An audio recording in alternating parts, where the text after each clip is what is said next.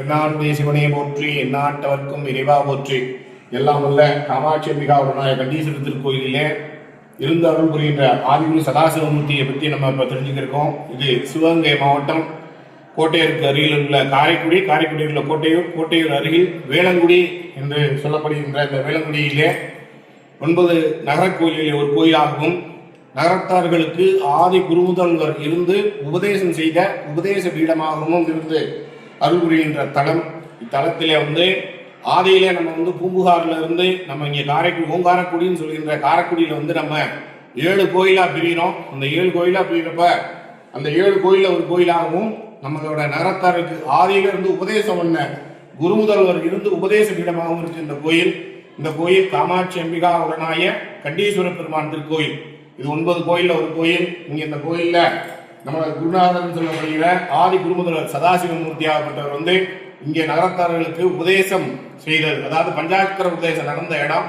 இந்த கோயில்ல நம்ம சுவாமியோட கருவறையை சுத்தி பார்த்தோம்னா 18 சித்தர்களும் சப்த ரிஷிகளுமா கோஷ்டம் திருக்கோட்டம் சொல்லப்படுகிற இந்த சுவாமியோட கருவறையை சுத்தி இருக்காங்க. ஏன்னா இது முழுக்க குருவருள் நிறைஞ்ச இடம். இந்த குருவருள் நிறைஞ்ச இடம்னா சுவாமிக்கு நம்மளுக்கு அவரோட திருவுருள் வேணும்னா குருவருள் வேணும். அந்த உபதேசம் ஆகிற இடமா இருக்கனால சப்த ரிஷிகளும் 18 சித்தர்களும் சுவாமியோட கருவறையை சுற்றி இருந்து அவர் தியானிச்சுட்டு இருக்கதா ஒரு ஐதீகம். அதே மாதிரி இங்க இருக்க இந்த யோகதண்டமானது நம்மளோட ஆதி குருமுதல்வருக்கு மணிவாசல் பெருமான் தந்ததா ஒரு பரம்பரை பிராணம் ஒன்று இருக்கிறது. இந்த யோகதண்டமானது மணிவாசல் பெருமான் நம்ம குருவுக்கு கொடுத்துருக்காங்க.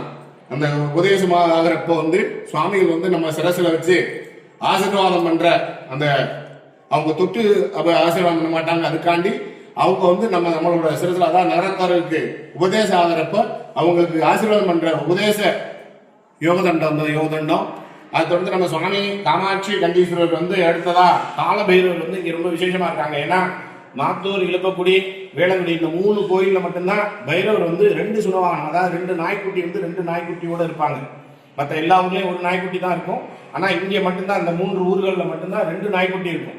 அதே மாதிரி சுவாமி கண்டீஸ்வர பெருமான் ரொம்ப பழமையான ஆலயம். பாண்டியர் மன்னரோட அந்த கட்டிடக்கலையில அந்த சிற்பக்கலையில இருக்கிற மாதிரி சதுர ஆவுடையில இருக்கும். அதே மாதிரி தான் இந்த இழுப்பக்குடி மாத்தூர் வேளங்குடி இந்த 3 கோயில்ல மட்டும்தான் சதுர ஆவுடை. மற்ற எல்லா கோயிலுமே வட்ட ஆவுடை அந்த ஆவுடையானது வட்ட வடிவமா இருக்கும். இது ரொம்ப காலத்தால் பழமையானதாகவும் இந்த 9 கோயில்ல ஒரு கோயிலா இருக்கு.